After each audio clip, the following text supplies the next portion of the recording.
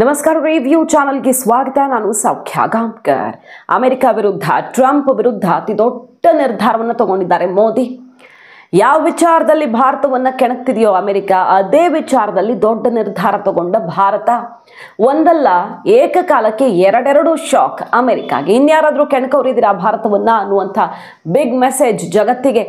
ಏನು ಹಾಗಾದ್ರೆ ನಿರ್ಧಾರ, ಅದನ್ನು ನೋಡೋಣ. ಅದಕ್ಕಿಂತ ಮುಂಚೆ ಒಂದು ಬಿಗ್ ನ್ಯೂಸ್ ಬರ್ತಿದೆ ಭಾರತಕ್ಕೆ, ಗುಡ್ ನ್ಯೂಸ್ ಬರ್ತಿದೆ. ಭಾರತದ ಈ ಕ್ವಾರ್ಟರ್ನ GDP ಯಾವ ಎಕನಾಮಿಸ್ಟ್ ಕೂಡ ಎಕ್ಸ್ಪೆಕ್ಟ್ ಮಾಡದ ರೀತಿಯಲ್ಲಿ, ಯಾವ ತಜ್ಞರು ಗೆಸ್ ಮಾಡದ ರೀತಿಯಲ್ಲಿ ಬಂದಿದೆ. ಆ ನಂಬರ್ ಕೂಡ ಭಾರತಕ್ಕೆ ಭರ್ಜರಿ ಬಲವನ್ನು ಕೊಡ್ತಾ ಇದೆ. ಬಹಳಷ್ಟು ಬೆಳವಣಿಗೆಗಳ ಅಪ್ಡೇಟ್ಸ್ ಇವೆ ನಿಮ್ಮ ಮುಂದೆ ಇಡೋದು. ಒನ್ ಬೈ ಒನ್ ನೋಡ್ತಾ ಹೋಗೋಣ. ಮಿಸ್ ಮಾಡಿದ್ರೆ ನಮ್ಮ ಚಾನಲ್ನ ಸಬ್ಸ್ಕ್ರೈಬ್ ಮಾಡಿ, ನಿಮ್ಮ ಅಭಿಪ್ರಾಯ ಕಮೆಂಟ್ ಮಾಡ್ತಾರೆ. CS ವೀಕ್ಷಕರೇ, ಮೊದಲನೇದಾಗಿ ಅಮೆರಿಕದ ವಿರುದ್ಧ ಭಾರತದ ದೊಡ್ಡ ತೀರ್ಮಾನ ಏನು ಅನ್ನೋದನ್ನು ಡೀಟೇಲ್ ಆಗಿ ನೋಡೋಕ್ಕಿಂತ ಮುಂಚೆ ಗುಡ್ ನ್ಯೂಸ್ ಹೇಳ್ಬಿಡ್ತೀವಿ. ಬ್ರೇಕಿಂಗ್ ನ್ಯೂಸ್ ಇದು. ಭಾರತದ GDP 2025-26 25-26 financial year Q1 GDP ಈಗ ಯಾರು ಎಕ್ಸ್ಪೆಕ್ಟ್ ಮಾಡದ ರೀತಿಯಲ್ಲಿ 7.8% ಬೆಳವಣಿಗೆಯನ್ನು ಕಂಡಿದೆ.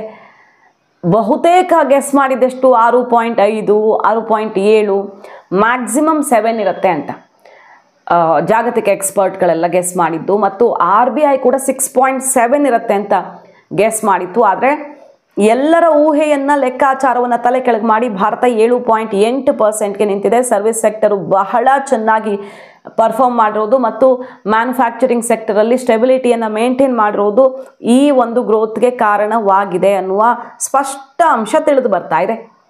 ಸೊ ಭಾರತಕ್ಕೆ ಮತ್ತೊಂದು ಗುಡ್ ನ್ಯೂಸ್. ಈಗಾಗಲೇ ನಿಮ್ಮ ಮುಂದೆ ರಿಪೋರ್ಟ್ ಮಾಡಿದ್ದೀವಿ. ಭಾರತ ಇದೇ ಗ್ರೋತ್ ರೇಟ್ ಮೇಂಟೈನ್ ಮಾಡ್ಕೊಂಡು ಹೋದರೆ 6.5% ಗ್ರೋತ್ ರೇಟನ್ನು ಮೇಂಟೈನ್ ಮಾಡ್ಕೊಂಡು ಹೋದರೆ ಇನ್ನು 13 ವರ್ಷದಲ್ಲಿ ಅಮೆರಿಕ ಹಿಂದಿಕ್ಕತ್ತೆ. ಇನ್ನು 13 ವರ್ಷಗಳಲ್ಲಿ ಭಾರತ ನಂಬರ್ 2 ಆಗುತ್ತೆ, ಚೀನಾ ನಂಬರ್ 1 ಆಗಿರುತ್ತೆ. ಚೀನಾ ಆಮೇಲೆ ಇಳಿಮುಖವಾಗುತ್ತೆ, ಭಾರತ ಏರುಮುಖವಾಗ್ತಾನೆ ಹೋಗುತ್ತೆ ಅನ್ನುವಂಥ ರಿಪೋರ್ಟ್ ಜಗತ್ತು ಹುಬ್ಬೇರಿಸುವಂತೆ ಮಾಡಿದೆ. ಅಮೆರಿಕಾಗೆ ಟೈಟ್ ಸ್ಲ್ಯಾಪ್ ಕೊಟ್ಟಿದೆ. ಇದೇ ಟೈಮಲ್ಲಿ ಭಾರತದ ಈ ಕ್ವಾರ್ಟರ್ನ GDP ದರ ಕೂಡ ಹೊರಗಡೆ ಬಂದಿದ್ದು, ಅದು ಎಲ್ಲ ಲೆಕ್ಕಾಚಾರಗಳನ್ನು ತಲೆ ಕೆಳಗೆ ಮಾಡಿರೋದು. ಕಳೆದ 5 ಕ್ವಾರ್ಟರ್ಸಲ್ಲಿ ಹೈಯೆಸ್ಟ್ ಇದು. ಕಳೆದ 5 ಕ್ವಾರ್ಟರ್ ರೇಟನ್ನು ನೋಡಿದ್ರೆ ನಾವು 7.8% ಹೈಯೆಸ್ಟು. ಲಾಸ್ಟ್ ಇಯರ್ ಇದೇ ಕ್ವಾರ್ಟರಲ್ಲಿ ಲೋಯೆಸ್ಟ್ ಬಂದಿತ್ತು, 6.8% ಬಂದಿತ್ತು. ಈ ಸಲ 7.8% ಬರುವ ಮೂಲಕ ಬಹಳ ದೊಡ್ಡ ಬಲವನ್ನು, ಅದು ಈ ಟ್ಯಾರಿಫ್ ವಾರ್ ನಡೀತಿರುವಾಗ, ಟ್ಯಾರಿಫ್ ಸಮಯದಲ್ಲಿ ಏಪ್ರಿಲ್ ಮೇ ಜೂನ್ ಸಮಯದಿದು ಈ ಯಾವುದು ಆಪರೇಷನ್ ಸಿಂಧೂರದ ಹೊಡೆತವನ್ನು ನೋಡಿದ ಸಮಯದಲ್ಲಿ ಮತ್ತು ಟ್ಯಾರಿಫ್ ವಿಚಾರ ಆಗಲೇ ಸದ್ದು ಶುರು ಆಯ್ತಲ್ಲ. ಈಗ ಇಂಪ್ಲಿಮೆಂಟ್ ಆಗ್ತಿದ್ರು ಕೂಡ ಯಾವಾಗ ಘೋಷಣೆ ಆಗುತ್ತೋ ಆಗಲೇ ಹೂಡಿಕೆ ಬಂಡವಾಳ ಅದರಲ್ಲೆಲ್ಲ ಒಂದಿಷ್ಟು ಸಮಸ್ಯೆಗಳಾಗ್ತವೆ. ಸೊ ಇದೆಲ್ಲದರ ನಡುವೆಯೂ ಭಾರತ ಭರ್ಜರಿಯಾದ, ಯಾರು ಊಹೆ ಮಾಡಿದಂಥ ಬೆಳವಣಿಗೆಯ ದರವನ್ನು ಸಾಧಿಸಿದೆ. ಆ ಒಂದು ರೇಟನ್ನು ರೀಚ್ ಆಗಿದೆ ಅನ್ನೋದು ಒಂದು ಒಳ್ಳೆ ನ್ಯೂಸು ಭಾರತೀಯರಿಗೆ. ಸೊ ಇದು ಸಾಕ್ಷಿ. ಭಾರತದ ಬೆಳವಣಿಗೆ ವೇಗವನ್ನು ಯಾರೂ ಊಹೆ ಮಾಡೋಕ್ಕೂ ಆಗ್ತಿಲ್ಲ. ನಾವು ಸ್ಟೆಬಿಲಿಟಿ ಕಾಯ್ದುಕೊಳ್ಳೋದ್ರ ಜೊತೆಗೆ ಏರುಗತಿಯಲ್ಲಿಯೇ ಮುಂದೆ ಸಾಕ್ತಿದ್ದೀವಿ ಅನ್ನೋದನ್ನು ಸೂಚಿಸ್ತಾ ಇರೋದಲ್ವಾ. ಈಗ ನೋಡ್ತಾ ಹೋಗೋಣ ಅಮೆರಿಕಾಗೆ ಹೇಗೆ ಡಬಲ್ ಶಾಕ್ ಕೊಡ್ತಾ ಇದೆ. ಡಬಲ್ ತೆರಿಗೆ ಅಲ್ವಾ, 25 ಅಲ್ವಾ ಅಮೆರಿಕ ಕೊಟ್ಟಿದ್ದು. ಅದಕ್ಕೀಗ ಮೋದಿ ಡಬಲ್ ಶಾಕನ್ನೇ ಕೊಡ್ತಿದ್ದಾರೆ. ನಂಬರ್ 1, ಈಗ ರಷ್ಯಾದಿಂದ ತೈಲ ಖರೀದಿ ಮಾಡ್ತಿರೋದಕ್ಕೆ ತಾನೇ ಉರ್ಕೊಂಡಿರೋದು ಟ್ರಂಪು. ಎಷ್ಟು ಖರೀದಿ ಮಾಡ್ತಿದ್ವಿ ನಾವು ರಷ್ಯಾದಿಂದ? ದಿನಕ್ಕೆ 1.50 ಅಂದರೆ 1.5 ಲಕ್ಷ ಬ್ಯಾರೆಲ್ ಕಚ್ಚಾ ತೈಲ ಆಮದು ಮಾಡ್ಕೊಳ್ತಾ ಇತ್ತು ಭಾರತ ಒಂದು ದಿನಕ್ಕೆ. ಈಗೇನು ಮಾಡ್ತಾರೆ ಅಂತ ಗೊತ್ತಾ? ಮೋದಿ ನಿರ್ಧಾರ ಮಾಡಿರೋದು ಸೆಪ್ಟೆಂಬರ್ನಿಂದ, ಅಂದರೆ ಈಗ ಶುರುವಾಗುವಂಥ ತಿಂಗಳಿಂದ 20% ಜಾಸ್ತಿ ಮಾಡೋದು. 20-50% ತನಕನೂ ಹೋಗ್ಬೋದು. 1.5 ಲಕ್ಷ ಬ್ಯಾರೆಲ್ ಕಚ್ಚಾ ತೈಲದ ಬದಲಾಗಿ 3 ಲಕ್ಷ ಬ್ಯಾರೆಲ್ಗೆ ಹೆಚ್ಚಿಸೋದು ಭಾರತದ ತೀರ್ಮಾನ. ಅಮೆರಿಕ ಯುಕ್ರೇನ್ನ ವಾರ್ ನಡೀತಿರೋದು ಮೋದಿಯಿಂದ ಅಂತ ಘಂಟಾಘೋಷವಾಗಿ ಬಾಯಿ ಬಡ್ಕೊಳ್ತಿದೆ. ಇದು ಮೋದಿ ವಾರ್ ಅಂತ ಡಿಕ್ಲೇರ್ ಮಾಡಿದೆ. ಈ ಹೊತ್ತಲ್ಲಿ 1.5 ಲಕ್ಷ ಬ್ಯಾರೆಲ್ ಎಲ್ಲ ಸಾಲಲ್ಲ ನಮಗೆ ಕಚ್ಚಾ ತೈಲ, 3 ಲಕ್ಷ ಬ್ಯಾರೆಲ್ ತಗೊಳ್ತೀವಿ ಇನ್ನು ಮುಂದೆ ಅಂತ ಭಾರತ ಸರ್ಕಾರ ತೀರ್ಮಾನ ಮಾಡಿರೋದು. ಅಮೆರಿಕಾಗೆ ಕೊಟ್ಟಿರೋ ಟೈಟ್ ಸ್ಲ್ಯಾಪು ಮತ್ತು ಅಮೆರಿಕವನ್ನು ಎದುರು ಹಾಕ್ಕೊಳ್ಳೋದಲ್ಲ, ಎದುರಿಸಿ ಬಡಿಯೋವಷ್ಟು ಶಕ್ತಿ ಇದೆ ಅಂತ ತೋರಿಸ್ತಾ ಇದೆ ಭಾರತ. ಯಾರಿಗೆ ಯಾಕೆ ಹೆದರಬೇಕು? ಭಾರತ ಸ್ವಂತ ಬಲದ ಮೇಲೆ ನಿಂತಿದೆ ಇವತ್ತು. ಮತ್ತು ನಮಗೆ ಯಾರ ಜೊತೆ ವ್ಯಾಪಾರ ಮಾಡಬೇಕು ಅನ್ನೋದನ್ನು ನಾವೇ ನಿರ್ಧರಿಸ್ತೀವಿ. ಏನು ನಾವು ಕೆಟ್ಟ ಕೆಲಸ ಮಾಡ್ತಿದ್ದೀವ? ನಮ್ಮ ದೇಶ ಯಾರ ಜೊತೆ ವ್ಯಾಪಾರ ವಹಿವಾಟು ಅನ್ನೋದನ್ನು ತೀರ್ಮಾನಿಸೋದಕ್ಕೆ ಸ್ವತಂತ್ರ ಅಲ್ವಾ? ಅಮೆರಿಕನ ನಮ್ಮ ಕಂಟ್ರೋಲ್ ಮಾಡ್ತಿರೋದು. ಟೈಟ್ ಸ್ಲ್ಯಾಪ್ ಮೋದಿಯಿಂದ ಟ್ರಂಪ್ಗೆ, ಇದು ಮೊದಲನೆಯ ಆಘಾತ. ಎರಡನೇದೇನು ಅಂತ ಕೇಳಿ, ಅಮೆರಿಕ ಬದಲಾಗಿ ಅಮೆರಿಕ ಈಗ ನಮಗೆ 50% ಹೇರಿರೋದ್ರಿಂದ ನಮಗೆ ಟೆಕ್ಸ್ಟೈಲು ಬೇರೆ ಬೇರೆ ಇಂಡಸ್ಟ್ರಿಗೆ ಆಘಾತ ಅಲ್ವಾ, ಹೊಡೆತ ಅಲ್ವಾ? ಓವರಾಲ್ ಅಂತ ಹೆಚ್ಚಿನ ಪ್ರಮಾಣದಲ್ಲಿ ನಷ್ಟ ಆಗದಿದ್ರು ಆ ವಲಯಕ್ಕೆ ಪರ್ಟಿಕ್ಯುಲರ್ಲಿ ನಮ್ಮವ್ರಿಗೆ ಕಷ್ಟ ಆಗುತ್ತಲ್ವ. ಈಗ ಜವಳಿ ಟೆಕ್ಸ್ಟೈಲ್ಸ್ ಇಂಡಸ್ಟ್ರಿಗಳಿಗೆ ಕಷ್ಟ ಆಗುತ್ತೆ, ಅವ್ರಿಗೆ ಹೊರೆ ಆಗಬಾರ್ದು. ಹಾಗಾಗಿ ನೋಡಿ, 40ಕ್ಕೂ ಹೆಚ್ಚು ದೇಶಗಳನ್ನು ತನ್ನ ರಫ್ತಿನ ವ್ಯಾಪ್ತಿಗೆ ಸೇರಿಸ್ಕೊಳ್ತಿದೆ. ಒಂದು ಅಮೆರಿಕ ಇಲ್ದಿದ್ರೆ ಏನಂತೆ, ಇಂತಹ ಬೇರೆ ಬೇರೆ ಬೇರೆ ಸಣ್ಣ ರಾಷ್ಟ್ರಗಳನ್ನು, ನಮ್ಮ ವಸ್ತುಗಳಿಗೆ ಡಿಮ್ಯಾಂಡ್ ಇರುವಂಥ ರಾಷ್ಟ್ರಗಳನ್ನು, ಬೇರೆ ಬೇರೆ ರಾಷ್ಟ್ರಗಳನ್ನು ಸೇರಿಸಿ ಒಟ್ಟು 40 ರಾಷ್ಟ್ರಗಳಿಗೆ ತನ್ನ ರಫ್ತನ್ನು ಮಾಡೋದಕ್ಕೆ ಈಗ ಭಾರತ ನಿರ್ಧಾರ ಮಾಡಿದೆ. ದೃಢವಾದ ಒಂದು ಹೆಜ್ಜೆ. ಬೇಡವೇ ಬೇಡ ನಮ್ಗೆ ಅಮೆರಿಕದ 50% ಭಾರಿ ತೆರಿಗೆಯಿಂದ ದೊಡ್ಡ ಮಟ್ಟದ ಸಂಕಷ್ಟ ಎದುರಿಸುತ್ತೆ ನಮ್ಮ ದೇಶದ ಜವಳಿ ಉದ್ಯಮ. ಹೊಸ ಮಾರುಕಟ್ಟೆಯನ್ನು ಕಲ್ಪಿಸಿದ್ರೆ ಆಗೋಯ್ತಲ್ಲ ಆ ಸಮಸ್ಯೆಗೆ ಪರಿಹಾರ. ಓಕೆ, ನಮ್ಮ ದೊಡ್ಡ ಪ್ರಮಾಣದಲ್ಲಿದೆ, ಅಮೆರಿಕಕ್ಕೆ ಸಣ್ಣ ಪ್ರಮಾಣದಲ್ಲೆಲ್ಲ ಹೋಗೋದು ಅಷ್ಟು ಸುಲಭ, ಏನೂ ಸಮಸ್ಯೆನೇ ಇಲ್ಲ ಅನ್ನೋದಲ್ಲ. ಸತ್ಯ, ಸಮಸ್ಯೆ ಇದೆ, ಆದರೆ ಎದುರಿಸ್ಬೇಕಲ್ಲ. ಸಮಸ್ಯೆ ಎದುರಾಗಿದೆ, ಅವ್ರು ಮೊಂಡಾಟದಿಂದ ಎದುರಿಸ್ತೀವಿ ನಾವು. ಯಾವ್ಯಾವ ರಾಷ್ಟ್ರಗಳು ನೋಡಿ: Australia, Belgium, Canada, France, Germany, Italy, Japan, Mexico, Poland, Russia ಸೇರಿದಂತೆ ದಕ್ಷಿಣ ಕೊರಿಯಾ, ಟರ್ಕಿ, UAE, ಬ್ರಿಟನ್, ಒಟ್ಟು 40 ರಾಷ್ಟ್ರಗಳಿಗೆ. ಈಗ ಆಲ್ರೆಡಿ ಅಲ್ಲೆಲ್ಲ ಸ್ವಲ್ಪ ಪ್ರಮಾಣದಲ್ಲಿತ್ತು, ಅದನ್ನು ಡಬಲ್ ಮಾಡೋದು ನಮ್ಮ ರಫ್ತನ್ನು ಆ ರಾಷ್ಟ್ರಗಳಿಗೆ.